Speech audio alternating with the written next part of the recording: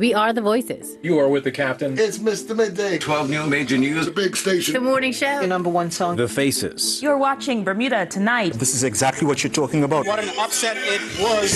The Storytellers. They are actually using the pepper spray. Police are aware of this theory. The water is 3,500 meters deep. The tax climbs up to 12.5%. The window on our community.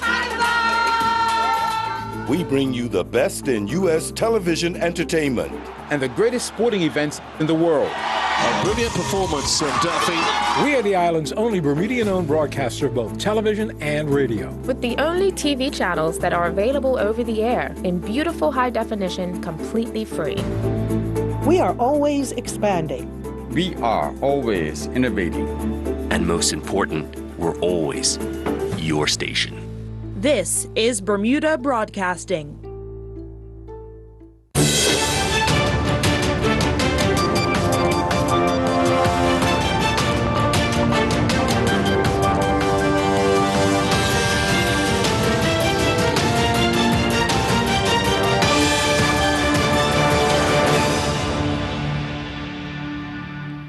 You're watching Bermuda Tonight. It's Monday, October the 8th. I'm Jasmine Patterson, and thanks for joining us. A post on social media has raised new suspicions about the reasons surrounding the separation of 4 senior managers at Belco. And now parent company Ascendant is refusing to comment. Here's Gary Moreno with more. The post suggested there was some disgruntlement with Mr. Durfee by senior management, a situation which purportedly led to 4 Bermudian senior managers being severed from the company. According to Ascendant, 2 were made redundant and 2 others submitted their resignations. Asked to comment on claims that a rift with the CEO led to these 4 individuals no longer being employed by the company, a spokesperson for Belco declined. A well-placed source at the company, though, telling us a complaint had been made against Mr. Durfee to the board of directors. With regard to Ascendant not responding to our queries, within the last 12 days, we've sent several questions to the company in relation to the current state of affairs at Belco, only for our questions to be met with either no response at all or to be told there would be no comment forthcoming. Meanwhile, there was an exchange of swords between the company and the ESTU over the weekend. Belco issued a statement warning of potential power outages as a result of the current work-to-rule situation, but the ESTU countered with a statement of its own indicating the community can be assured that we have grid operations crews ready to attend to confirmed emergencies. Further, although its members are in work to rule, they support the company as it relates to ensuring that the public is safe. As such, once Belco senior personnel have been to a call and deemed it an emergency, there are crews willing and able to respond. The crews will not carry out any repairs, but will ensure that all measures as it relates to safety are completed. Elsewhere, a look at the Belco outage map for the weekend showed 2 outages, one in Flats Village, which lasted 79 minutes, and another in Devonshire, which lasted 88 minutes. There was also a report of a van collided with a utility pole in Spanish Point in Pembroke at around 9 o'clock on Sunday night, resulting in a power outage in the area. But Belco staff had responded and had been working to restore power.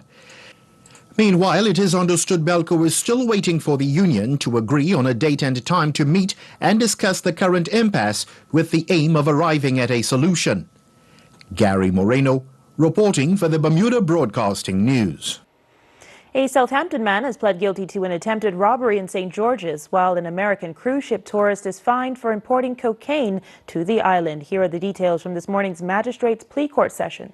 Appearing in Magistrates Court, 22-year-old Jeru Edmead admitted to attempting to rob a woman in St. George's on October 4th. He was further charged with having a bladed article, a knife, in a public place, namely Game Time Betting Shop on Warder Street on the same date, which he denies. Senior Magistrate Juan Wolf granted Edmead bail in the amount of $2,500 with a like surety. The matter was adjourned to Friday. Elsewhere, a 35-year-old cruise ship visitor, Stephen Heiser, admitted to importing cocaine on October 3rd this year. The court heard customs officers were were conducting hallway checks on board the Norwegian escape cruise ship at Heritage Wharf. There was an empty cabin and a K9 unit proceeded to enter and alerted officers towards a locked safe. The ship's security guards were called to unlock the safe, and inside there was a Michael Kors bag. A coin case was found to have 2 plastic baggies, one with a pill marked with an M and another containing a white powdery substance. The white powder tested positive for cocaine. When Heiser returned to his cabin the next morning, he admitted to customs officers that it was his drugs and that pill was Percocet, but he left his prescription at home. The New Jersey resident further claims it was for personal use and was acquired in America before arriving in Bermuda. A government analyst determined the substance was 1.83 grams of cocaine. Senior Magistrate Wolf took into account the defendant's early guilty plea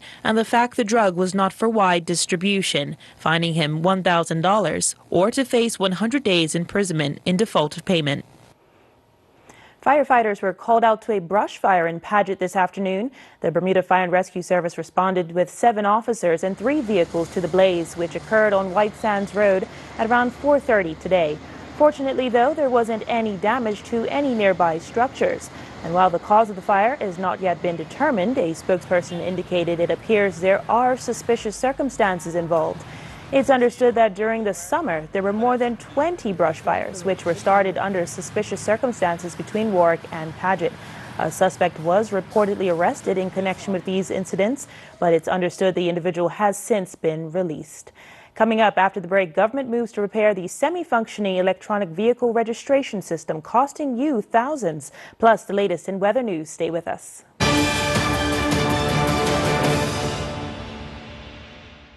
U.S. Express at Mailbox's members love the fast, friendly service when they bring their online shopping to the island. I enjoy the service because it's fast and I get my packages in good time, and I like how they shrink it so that you don't have to pay as much, and I get cashback rewards, which are great. For me, it was about convenience. I work in town and convenience is the #1 thing. Sign up for a U.S. Express account at www.mailboxesunlimited.com today. Surface Terms has been serving Bermuda for over 25 years, supplying and installing tile and natural stone. We have a large in-stock selection of beautiful porcelain wood planking, including our exclusive Bermuda cedar tile. You will also find Bermuda's best in-stock selection of countertops, including natural granites, exotic quartzites, and silestone engineered quartz in all the newest colors. Our team will be happy to help you. Stop by our showroom at 17 Serpentine Road or give us a call at 295-8005. My previous doctor had once or twice said to me, "You're pre-diabetic." And then I changed over to Dr. James. One of my blood tests, it came back and they told me I was diabetic. It was kind of gut-wrenching, really. And I saw Dr. Kavan. He explained that there was this program. This is not a specific diet. The focus is on lifestyle change. You get to network with a bunch of people, all with slightly different stories, slightly different goals, different activity levels, different ages, but you're all trying to achieve the same thing at the end. That it is to help people change their lifestyles in order to reverse the process that leads to type 2 diabetes, and in some cases that will lead to them no longer having type 2 diabetes. To date, I've lost, say, 30 pounds, 6 inches off my waist. So it's been successful. Patients immediately begin to notice that they feel better.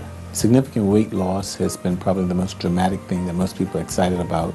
And in addition to that, it's much better sugar control. Potentially, it could save your life.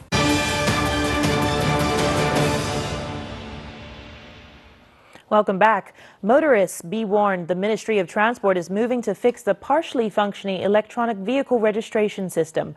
Transport Minister Walter Rabban telling Bermuda Broadcasting News his government inherited the problem, which will now cost taxpayers hundreds of thousands of dollars to fix. Once again, here's Gary Moreno with more.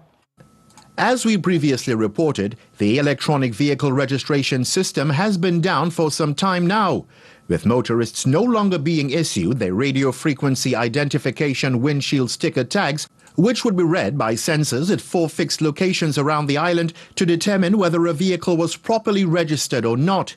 The system was meant to generate significant income for government and reduce the number of unlicensed and unregistered vehicles on the roads, but with only 2 sites now operational and no recognition tags being issued, that has not been happening. Back in 2015, when there was a requirement for money to be allocated for upgrades and repairs, The former administration did not provide that funding. So now we have a system that is less capable of what it should have been. If that money had been provided by the former administration, we wouldn't be having this conversation right now. Okay, but that was 3 years ago. So what exactly is being done now to fix the problem, which is costing government much needed revenue? I was made aware of the challenge with the system in late 2017. Early 2018, we began a process of evaluation and assessment to knowing what was required to fully get the system back online. It is because of the age of the system. It's going to mean full equipment refit. So even the pieces that are functional now will be replaced. Software will be replaced. Equipment that's here in TCD that operates it will be replaced. So it's a full replacement of the system. Mr. Raban says that full system replacement comes with an $800,000 price tag. That all pending Cabinet and Ministry of Finance approval. He assures, though, it will be money well spent. But with that will come a number of upgrades. The original system had a lot of human factor in it with manual processing. That's going to be removed. It's going to be all digital. We're going to have a mobile unit, including replacement of the two that are down. Obviously, the ones that are operational will be replaced. And also an additional site. So we're going to have 5 sites to the island with this investment that we're making. Not lost on the minister is the fact that there are several vehicle owners who simply cannot afford to pay their licensing fee. He urges that such individuals act now to address that issue. We appreciate that the lag of the recession has perhaps still plagued some of our people. And I would suggest that those persons who have those challenges call TCD. We may be able to work something out with them so that they can, if their vehicle is a necessity, which I think over time now that has been the case for many of our residents, I ask them to call TCD and to work out something that might be helpful to them. Meantime, the upgraded EVR system is expected to be up and running in approximately 6 months. Gary Moreno, reporting for the Bermuda Broadcasting News. Opposition leader Craig Cannonier says both political parties have got to come together to assist our seniors. This following reports of seniors finding themselves before the courts for debts they may not even be responsible for. Yeah, it's a very powerful statement. It really speaks to the issues that Bermuda is having. Our current situation right now is pretty dire. And until we find some foreign investment coming into this island that can be realized in a very quick period of time, we're going to see our seniors, we're going to see our young people who can't find jobs, but our seniors are going to continue to be in debt to the point whereby they're making choices between paying rent or pharmaceuticals that they need to take, which quite frankly in this day and age we should not be in this position. So it behooves all of us as the opposition leader. I will be working with the government so that we can relieve this situation. This is a nonpartisan issue here. To have seniors in this kind of position, we need to find a way to get money back into this country so that we can all live well, basically pay for our rent, pay for our pharmaceuticals, and not be living in debt. But it is a direct reflection of where the country is. And they're having to go to court. As stated, Juan Wolf, they're going before the courts because lack of funds. Yeah, and it speaks really to businesses are in trouble. Businesses are saying, well, look, we're owed money, so they're taking people to court. The people that are being taken to court can't find jobs or are not getting the kind of remuneration that they would like to be getting, so they can't afford to pay their bills. And then you have the young people who are out there who are not finding a job. And then those who are within mainstream Bermuda are losing their jobs. This is a dire situation that is reciprocal, and it is going around and around, and we're not finding any answers. And it boils down to the fact that, number one, we need to get investment back into this country, and we need to find a way to reduce our cost. Now turning to weather, don't be too quick to pull out your sweaters just yet. Warm and clear conditions, as seen here on Tower Cam, seem to be sticking around at least until midweek. Let's go to AccuWeather headquarters for the details. AccuWeather is presented by BF&M Insurance Group. We now go to AccuWeather headquarters.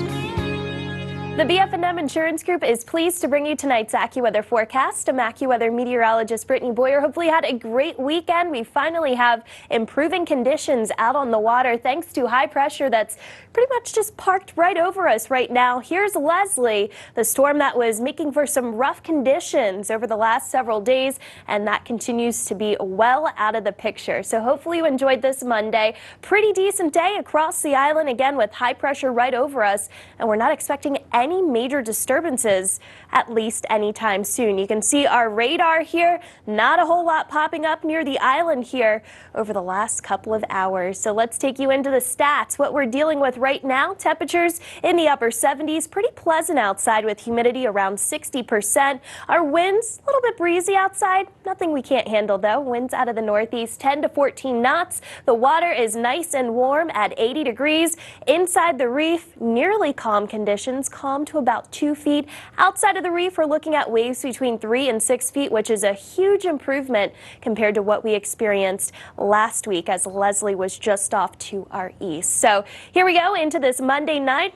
We'll call it pretty tranquil here. Partly cloudy skies, a low of 74 degrees. We don't have any issues out on the water, so if you're here for vacation, next couple of days are looking very pleasant. Your tidal times right over here, high tide coming in at 8:54 tonight, and then our low tide coming in just after 3 a.m. on Tuesday. And Tuesday looks to be a very nice day here in Bermuda. Clouds and sunshine. We'll have increase in clouds throughout the day, but I think most of the day we'll get peaks of sun with temperatures right around 81 degrees, a low of 72. So a nice day tomorrow. Again, Leslie staying well to our east. We remain under the influence of high pressure. So next couple of days, as we take a look at our future cast, we're not really going to see any disturbances here. You'll notice an uptick in the moisture down toward the Carolinas. There is a hurricane that'll be impacting parts of the Gulf Coast and the Mid-Atlantic region, but for us, it's a smooth sail over the next couple of days. The next thing that will have impacting us is a frontal boundary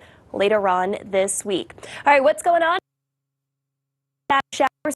Storms there, looking much the same in Barbados and Trinidad. Pretty warm outside. Temperatures in the upper 80s and 90s. Tropical development, we still have Leslie. Not impacting anybody at this point, but Hurricane Michael, that's going to cause some problems down along the panhandle of Florida and possibly some additional rain into the Carolinas. Tomorrow in New York City, 77 degrees. Boston, a warmer day with clouds and sunshine, upper 70s there. Next couple of days for us, again, we remain under the influence of high pressure, so nothing to complain about. If you're here for vacation, get outside and enjoy the nice weather. Next front arrives later this week. AccuWeather was presented by BF&M Insurance Group.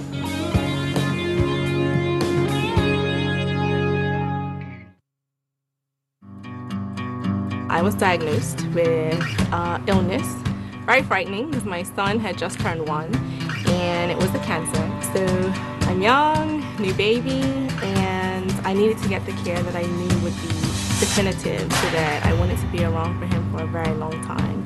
I got in contact with BF&M, and BF&M was able to commit at that time to doing at least 50%, so we were comfortable, okay, well, we're gonna go. We got off the plane, actually, the day of the procedure, and on my way to the limo, my case manager called and she says, Kiana, we got it, you're covered at 100%. And I cried all the way to the office because I was just so happy. The BF&M difference is that I really felt that the case manager really was concerned about my overall care. And because of that, I really appreciated them. I think that personal care, that willingness to listen, and then to work until they were able to get it so that I could get full coverage really made the difference for me. Bassett, custom designs by you at Furniture Walk. So, how do you like it?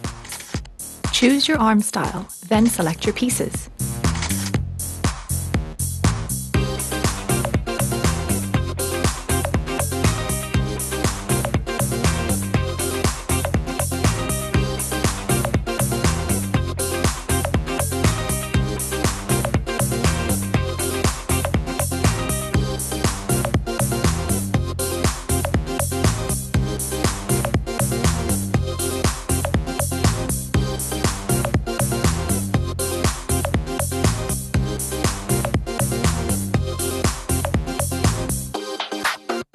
Special order exactly what you want. Your style, your way. Sofa. love seat, chair, sectional, you name it. Bassett, your style, your way at Furniture Walk. Philadelphia International Medicine provides international patients with access to a unique network of world-renowned doctors and surgeons that provide personalized medical and surgical care, connecting you to the U.S.'s leading healthcare specialists who are ranked among the best in the world. Healing is possible when you're confident in your healthcare team. To find out more, contact us at physicians@philadelphiamedicine.com or call 1-215-563-4733.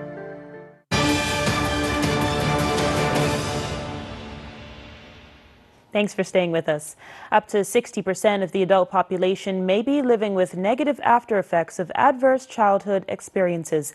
This is according to the Family Center's Martha Dismont speaking with us in the lead up to the two-day ACEs conference at the Hamilton Princess and Beach Club this Thursday. International experts will discuss unaddressed racial and intergenerational trauma and is expected to draw hundreds of local health professionals.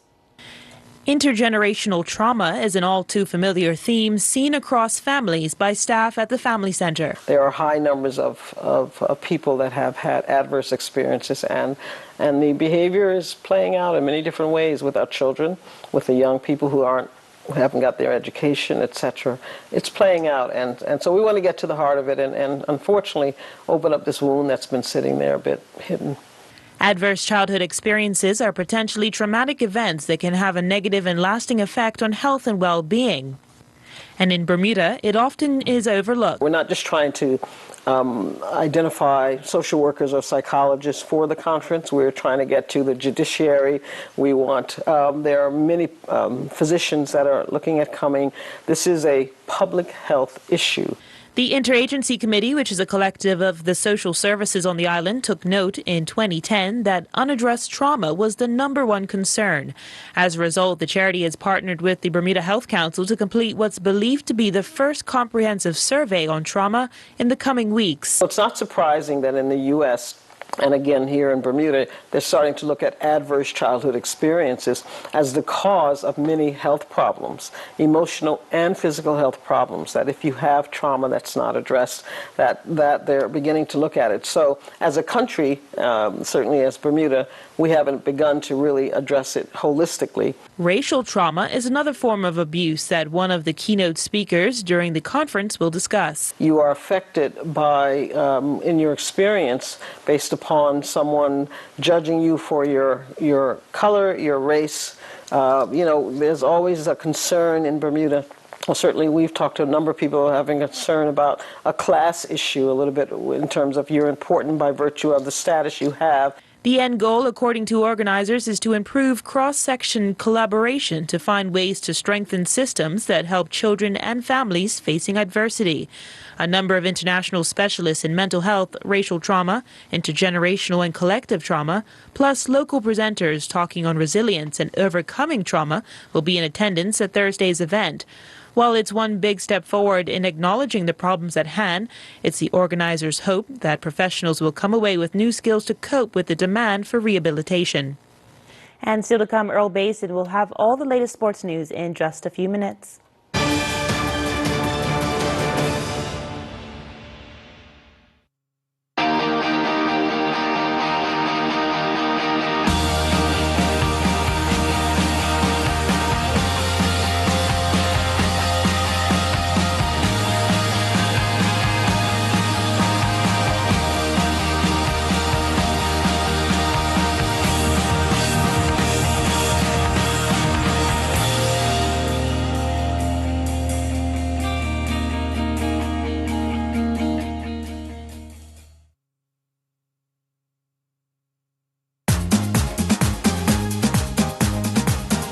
Win a trip or two to the 2019 Trinidad Carnival. When you purchase a car from Bermuda Motors, your name will be entered into a draw for a chance to win an all-expenses-paid trip for two, including flights, accommodation, and tickets to the Trinidad Carnival. Visit Bermuda Motors on Church Street or bermudamotors.bm.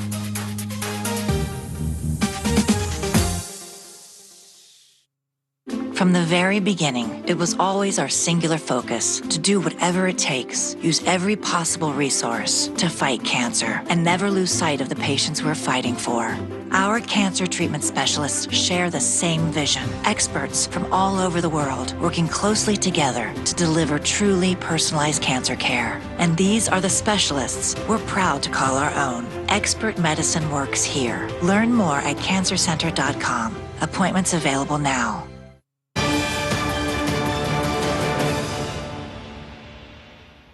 Sport now, and the Youth Olympics opening ceremony took place over the weekend. Jared Dillis retained his amateur match play golf title, and a total of 52 goals were scored in Premier and First Division football action over the weekend. Earl Basin has all of these stories and much more in tonight's Sports Report. The third Youth Olympic Games got underway in Argentina.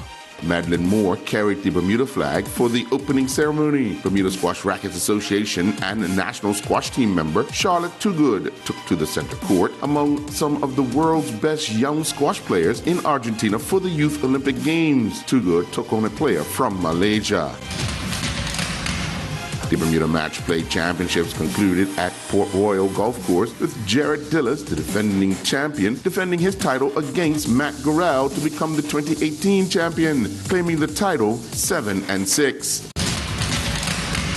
A total of 52 goals were scored in the 10 combined Premier and First Division matches played over the weekend. In the Premier Division at Bernard Park yesterday, Keith Jennings scored twice to earn the North Village Rams a 2-1 come-from-behind win over the Somerset Trojans, who got on the board first with a goal from Jazz Rattery Smith. In other Premier Division action, it was Crossroads 4, Boulevard Blazers 3, Candy Town Hornets 2, Devonshire Cougars 2, Paget Lions 2, Robin Hood 2, and on Saturday night at the BAA field, it was BAA 1, PHC Zebras 7. In First Division play at Bernard Park yesterday, the St. George's Colts defeated Vasco 4-2. The St. George's Colts got single strikes from David Signor, Sage Painter, Cody Cardington, and Kenton Otley, while Ricardo Ponte and Kevin Aruda scored a goal each for Vasco.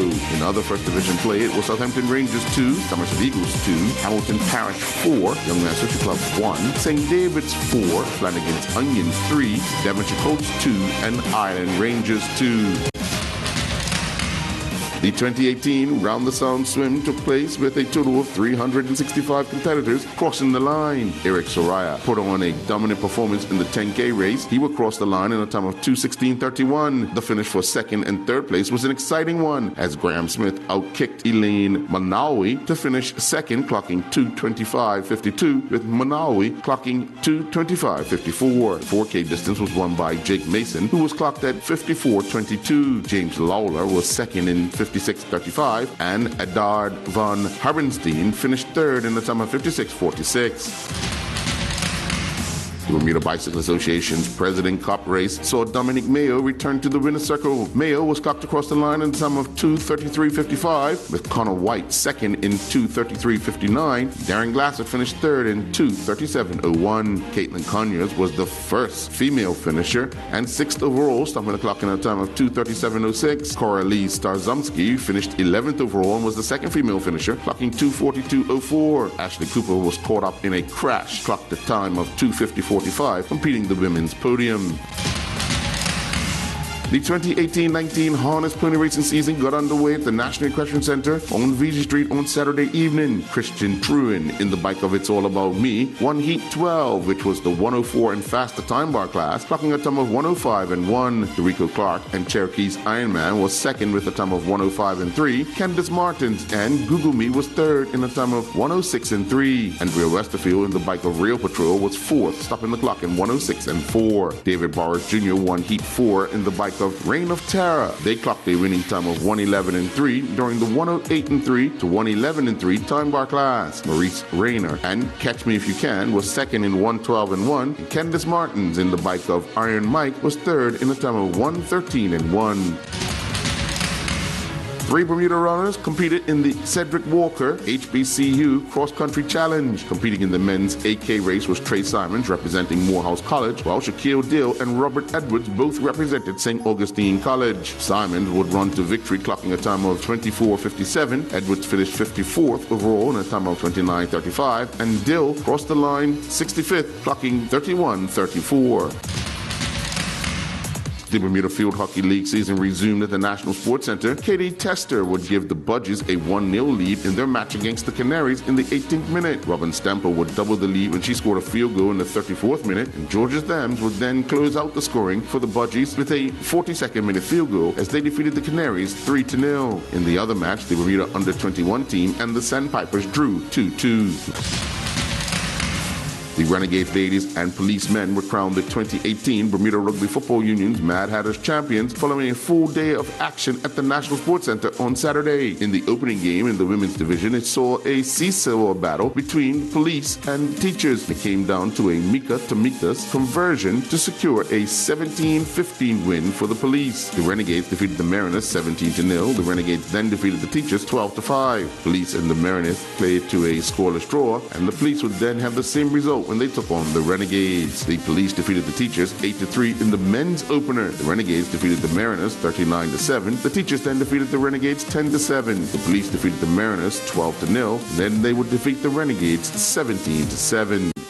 I'm Earl Baisden with Bermuda Broadcasting Sports. And that's all we have for you this evening. I'm Jasmine Patterson and hope to see you again at the same time tomorrow. Good night. Jasmine Patterson's wardrobe and makeup is provided by Gibbons Company.